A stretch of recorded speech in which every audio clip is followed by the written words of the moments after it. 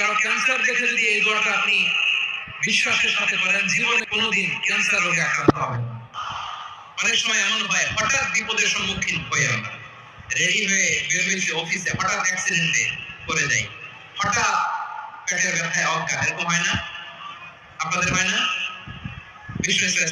আকস্মিক দুর্ঘটনার বিপদ থেকে যদি কেউ বাঁচতে চায়, সকাল সন্ধ্যা যেন প্রত্যেকে এই দোয়াটা পড়ে। সকালে যদি 3 বার পড়ে, সন্ধ্যা পর্যন্ত হঠাৎ বিপদ থেকে রক্ষা পাবে।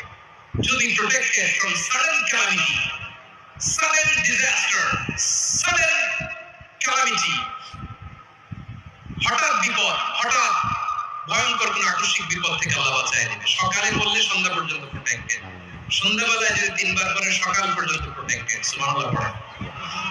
দোয়াটা কি?